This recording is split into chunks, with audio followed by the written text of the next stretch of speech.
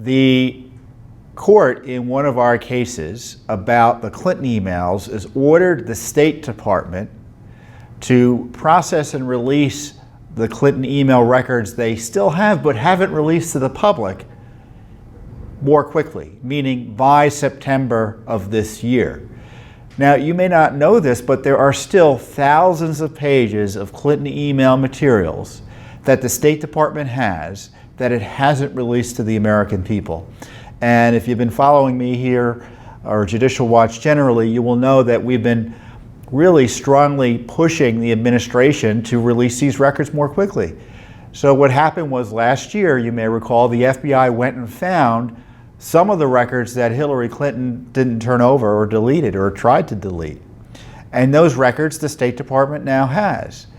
Now, for instance, we got the Weiner documents last week from the Weiner laptop that were on the Clinton server that showed there was classified information on the Weiner laptop.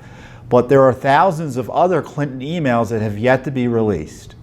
And the way the State Department has been going, incredibly under Donald Trump, was they actually slowed the release of records from the Obama administration era. And at the rate they were producing the records the FBI found, we would have to wait till 2020 to get all the records. That's right, at least 2020. And of course, those are only the records that they release because they withhold records or withhold parts of records.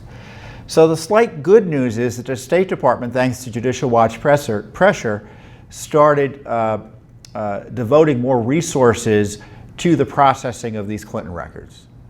Because this is all a political decision. They don't want to release the records quickly, so they pretend not to have the resources. So they did away with that pretense and said, well, we're devoting more resources. And we said, well, when are we going to get the records? Are we going to get them more quickly? No, we were told.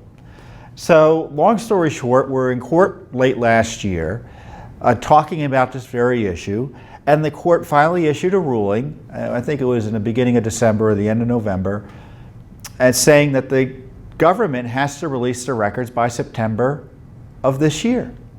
So those 72,000 new Clinton emails, or maybe they're old Clinton emails, I don't know, but they were the emails that she didn't want you to see, are now going to be released by the end of the year, at least by September.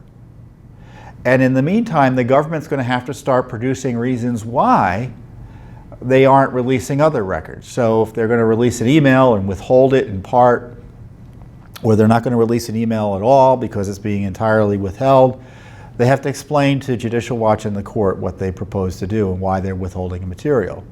So what's going to happen is we're going to keep on getting new Clinton emails at an accelerated pace, thousands and thousands of them it looks like.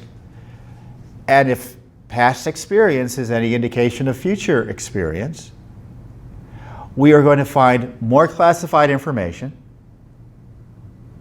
more evidence of pay to play, all of which is going to result on more pressure on the Justice Department to finally seriously and independently and criminally investigate Hillary Clinton and her aides and the State Department, frankly, for her email misconduct and what it was designed to cover up.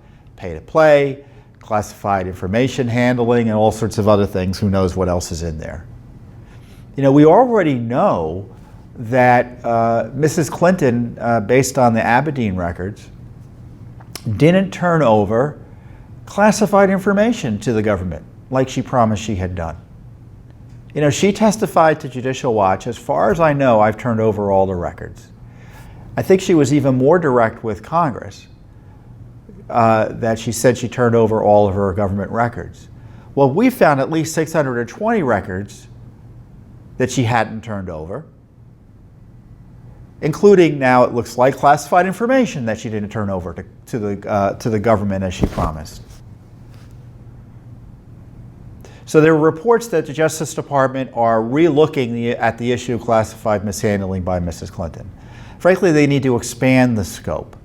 Also, there are reports, as I discussed last week, that the Justice Department out of Little Rock, the U.S. Attorney there, is pursuing this issue of pay to play with the FBI in Little Rock. Well, I want more resources being brought to bear here. You know, it's announced this week that Robert Mueller's investigation hired another lawyer, which I think brings the total number of prosecutors on his team to an absurd number of 17. Targeting what? You know, it's unclear what he's investigating. There's no evidence of collusion, which I'll get into later. So are they going to devote similar resources into the in-your-face criminality of the Clinton gang? That's the question for the Justice Department, because right now, the Justice Department is just merely talking about whether they're going to continue to reopen an investigation. They haven't reopened the investigation. They're just talking about doing it. Isn't it funny? Comey says boo, and Mueller gets appointed as special counsel to investigate, again, Lord knows what for Donald Trump. You've got these tremendous allegations of criminality by Hillary Clinton and her aides, and there's been months of agony by the Justice Department of whether they're going to open the investigation, even given the mountains of evidence that the prior investigation was politically and ethically compromised, if not obstructed, by the Obama administration. James Comey, Loretta Lynch, you name it. So some great news. We're going to be getting more disclosures about the Clinton email matter and her emails. We're going to find what she wanted to hide. You know, people often ask, what is it you think Hillary Clinton was hiding when she decided to do the secret server to keep the records away from Judicial Watch? And my response is she was hiding everything. She didn't want any of her emails to come out. And it's a real credit to our legal team, our investigators, that it was our litigation that first uncovered the Clinton email scandal, uncovered the pay-to-play information in those records, because she didn't want any of it to come out. Because we began asking for records when she was in office, and they lied to us saying that there were no records. And it was only after she left office that the State Department pony up the records or admit that they had the records to look at on the Clinton email server. So this was a cover-up and obstruction from day one by Hillary Clinton. And I'm glad that this court has ordered the State Department, which outrageously had stonewalled and slow-walked the release of the Clinton emails, to start doing its job and releasing these records in a more timely way. Because previously they said we can process and release only 500 pages a month at a minimum, which is absurd and ridiculous. So we're going to be getting these emails much more quickly.